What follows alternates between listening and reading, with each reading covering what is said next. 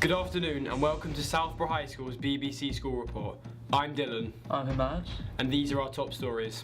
The Brexit Bill, officially known as the European Notification of Withdrawal Bill, which was passed by the Houses of Parliament on Monday, has now been signed by Her Majesty the Queen.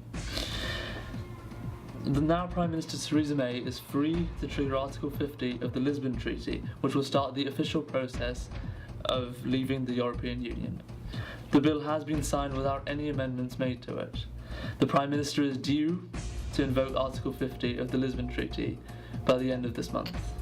Just a few hours before American President Donald Trump's travel ban was set to take place after midnight on Thursday, a judge in Hawaii has barred it from going through.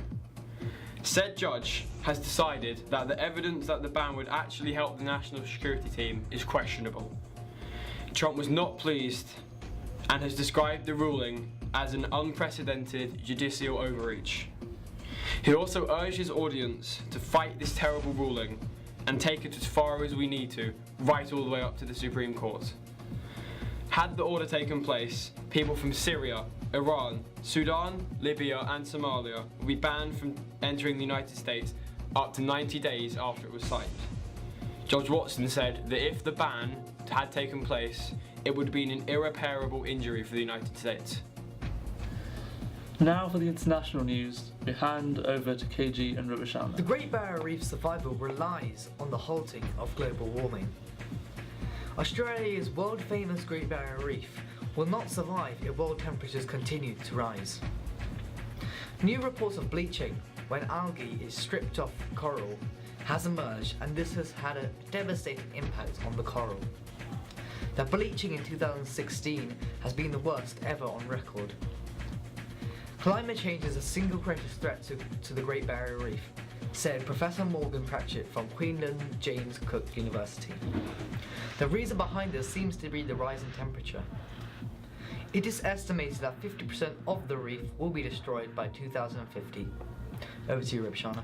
In other news, the body of a young woman was discovered in Goa, South India.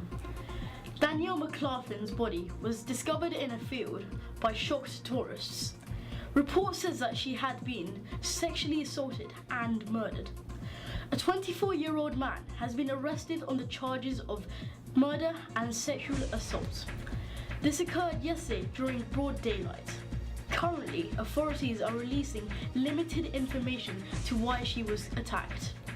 Ms. McLaughlin travelled to India in February. In the National Department, we turn over to Seb and Arishan. The Conservative Party was fined £70,000 by the Electoral Commission due to breaking election expense rules. The Commission report highlights numerous failures in reporting spending on 3 by-elections in 2014 and the 2015 general election. The Electoral Commission's Chief Executive, Claire Bassett, said to BBC Radio 5 Live that the investigation had taken much longer than required because of some difficulties in getting information from the Conservative Party.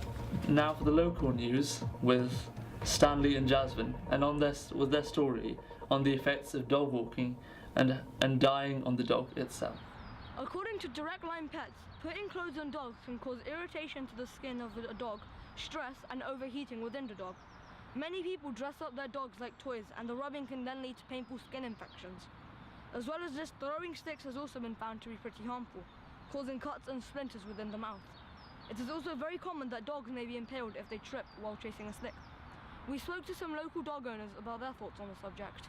I don't think they should be dressed up like fancy dolls, but sometimes in the winter you have got dogs that just need a waistcoat round their body and back. I'm not entirely convinced about putting little jumpers on little dogs as a fashion issue, but if a dog needs it for a practical reason, then I don't see any reason why not. Matt and Joe give us the latest about the news at Southborough High School. Here at Southborough, we offer a range of extracurricular activities, giving all our students the opportunity to be enriched outside of the curriculum. We asked Mr. Colbert and Miss Parsons what their views on extracurricular activities are. I think everyone should be doing at least 2 or 3 extracurricular clubs a week. Now that might not be sport, that might be something else, but I think that one of those should be sport. So all kids in the school should be attending one extracurricular club, especially when they're in Key Stage 3.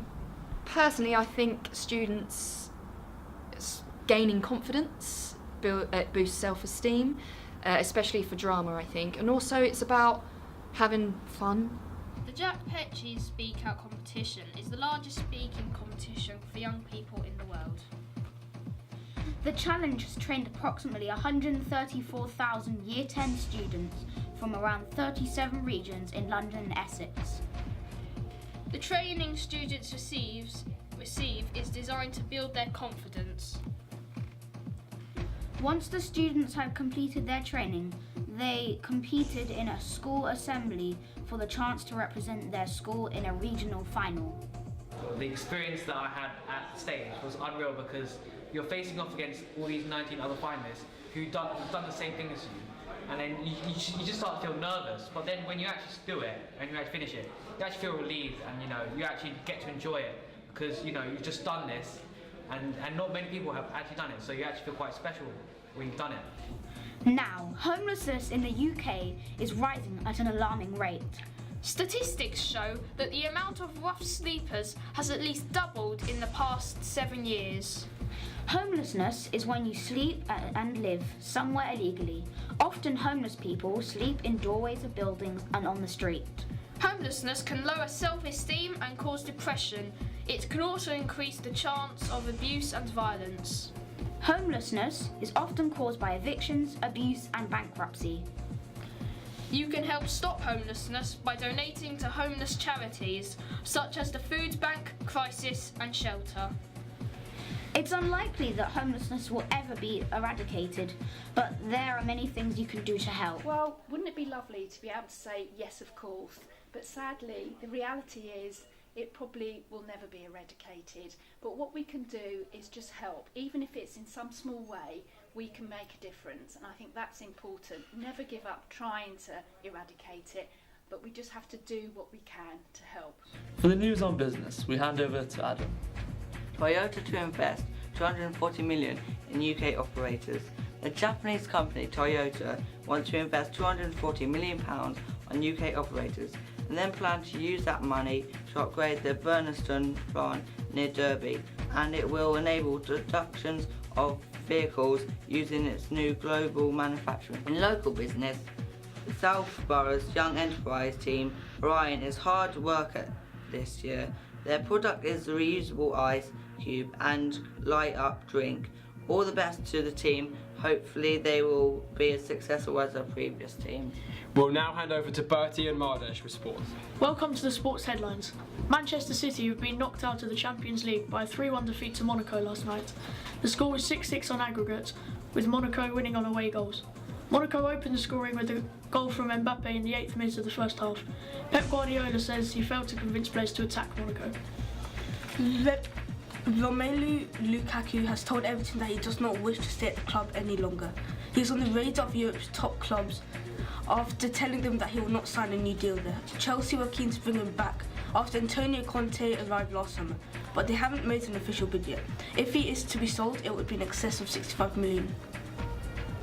Esports are changing the world as we know it, with games such as Counter-Strike, Overwatch, League of Legends and Dota 2 gaining more and more popularity every day.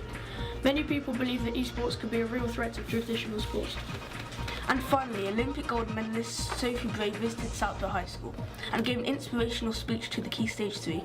The hockey player was part of the famous team in Rio that beat the Netherlands in the final of the women's hockey, which made history after Netherlands were looking for 3 consecutive goals.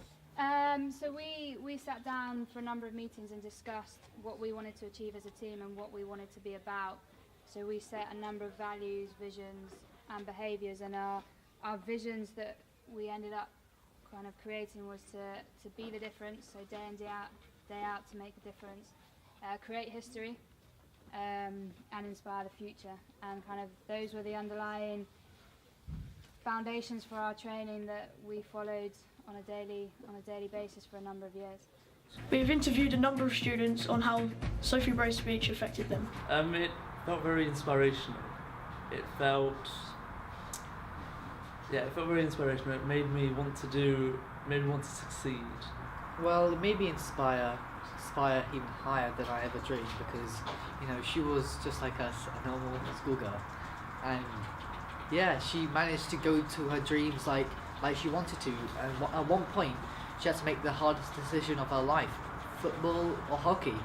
And now she chose hockey. Now she's an Olympic gold medalist. Now over to Alfie and Mehdi on the entertainment bulletin. Katy Perry has been revealed as a headliner for Radio 1's annual Weekend in Hull. As well, Little Mix, Kings of Leon and Stormzy have also been announced to take part in the event on the 27th and 28th of March. The video for Snoop Dogg's politically charged remix for Bad Bad Not Good single, Lavender, sees him fire a fake clown gun in US President Donald Trump's direction, before dancing around and smoking while a clown-faced Trump is tied up in chains. Now for the national weather with Visor. Good afternoon. Hope your day is looking up because the weather surely isn't. It's cloudy down in the south as well as in the north of the UK with some sunny outbreaks along with the rain. The sun is particularly out in Norwich along the seaside. It will be quite a gloomy start to the day across the south and some other parts along with some mist and fog. Further into the night, the south coast will see some light showers. Into Friday will be mostly dry with strong winds affecting most parts. Overall, from Saturday to Monday, there will be a high chance of a band of rain hurtling in from the west. Hope your day remains sunny side up. This has been Weatherman Fireson reporting live from outside Southborough High School. Back to the studio. Now for the local weather with Jake. Good afternoon, this is the local weather. As the night descends, the temperature will drop a few degrees to around 10 degrees Celsius, and then dropping even more to a low 7 degrees Celsius on Friday morning. The temperature will see little change throughout Friday afternoon. This is when it gets a bit worse, with rain that will start Friday evening at around 6 PM and last through the night and into Saturday morning. Saturday will bring a small amount of rain and light clouds that will stay throughout Sunday and into Monday, where we'll finally say goodbye to the cold weather, so look forward to Monday. This has been Jake Thompson with the London weather, reporting from Southborough High School. Back to the studio. This is all from Southborough High School. I'm Dylan. I'm Matt. Good night. Good night.